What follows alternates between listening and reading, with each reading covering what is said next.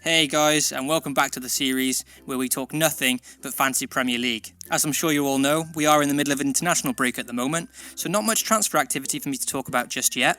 But what I can talk about is take you through how my team did in last weekend's fixtures, and then as always, just run through some of the players to watch in the upcoming Game Week 9. If you have been following this series and you caught last week's episode, you'll know that the big dilemma was, should I stick by Sergio Aguero for Game Week 8? And what a time it would have been to transfer him out. Stick with the episode and I promise you we'll find out shortly.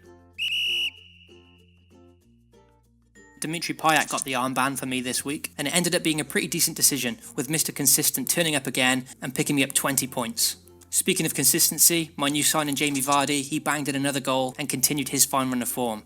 I'd have to put Vardy and Payet in the category of must-haves at the moment. Theo Walcott continued his fine run of form with an excellent display against United. It's the second game week in a row where I wished I'd had Alexis Sanchez instead, but at the moment I'm struggling to find that extra 2.6 million. And I still feel that Walcott's due a few goals as well. Andre Ayew, and Swansea as a whole to be fair, have gone off the boil a bit in recent weeks, but in last weekend's fixtures, Ayew returned to form and banged me in a goal. And for 7.2 million, still looks like a very good goal-scoring midfield option. Bellerin capped off my game week nicely with a surprise clean sheet at home to United. He put in a superb display against the Red Devils and looks like a quality defensive option for FPL managers. But now, the big question. Did I keep Aguero, and what was my final point tally for game week 8? He's been in my side since the beginning and he survived 7 very frustrating game weeks and even a wild card. He still remains in my team. Did I transfer him out at the worst time possible? And the answer is... I didn't transfer him out. I did keep Aguero in for Game Week 8. Get in there. 25 points, 5 goals, you beauty. So, with a very pleasing 88 points this game week, let's take a look at my league and see how many places I've moved up that... Hang on a minute. It says I've gone down in the league. Oh, you are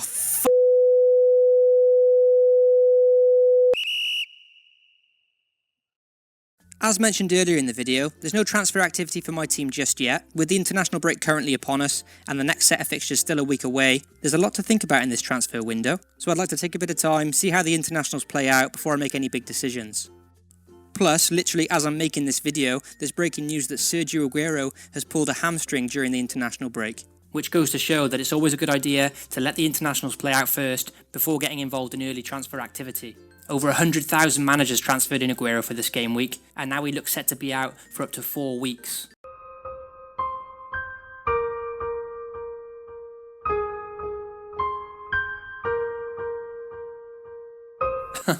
What a mare, absolute nightmare. Make sure to let me know in the comments below if you were one of those 100,000 who has now transferred in an injured Aguero into your side for Game Week 9.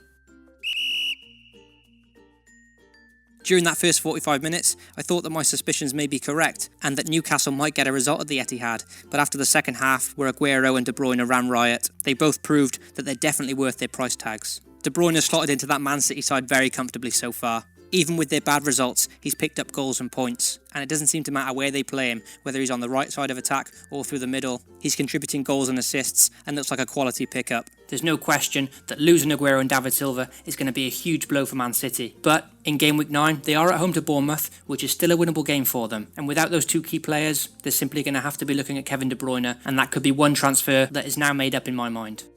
We all know Sanchez is a world-class player. In the last 2 games, he's picked up 5 goals. My question was, after that hat-trick against Leicester, could he do it against United, against better opposition? And boy did he do it, with 2 cracking goals. A quiet game for Juan Mata, but to be fair, United were disappointing as a whole. And I still think as a long-term point accumulator, Mata's a very good option in midfield. Especially for 8.8 million, which is a very good price for him. If you're looking for someone in the same kind of mould as Mata, but for a little bit cheaper, then Eriksen could be one to consider. I wouldn't say he's someone that's going to explode into form, but he's someone that contributes to everything that Spurs do, and he's been a catalyst in their upturn in form since he's come back from injury. With Liverpool in his next fixture, it's hard to see him doing that again, but he's someone that I put in the category of a long-term point accumulator.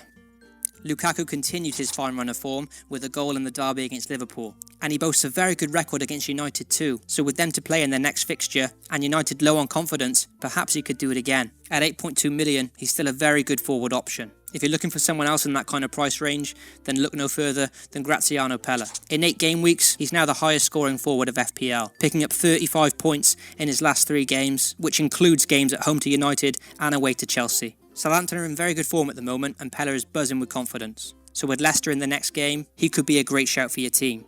And lastly, for a bargain 5.2 million, Wes Hoolahan definitely deserves a mention. If you are looking to accommodate some of those high-priced players this game week, then he's certainly someone to up your transfer budget. At 5.2 million, he's a bargain. He's a consistent performer for Norwich, and in the next game week, they've got Newcastle, who will be very low on confidence after a huge 6-1 drubbing to Manchester City. And lastly, there are a few players I haven't mentioned, most notably any player from West Brom, because they're playing Sunderland in the next game. And that's all for today, guys. Thanks as always for tuning in and watching this series. I should be back in a few days just to run through my team selection and my transfer activity before Game Week 9. In the last video, we didn't manage to hit 25 likes. We did get 22 though, so thanks so much. We really got close. However, I'll do the same thing again for this video. If we do manage to smash 25 likes, I'll bring in a £25 cash prize for second place in the league. So make sure if you did enjoy the video to give me a thumbs up, a comment, and also subscribe. I've got some great ideas coming up for this series, which will hopefully improve as the season goes on. Thanks for sticking with me, and I'll see you in a few days.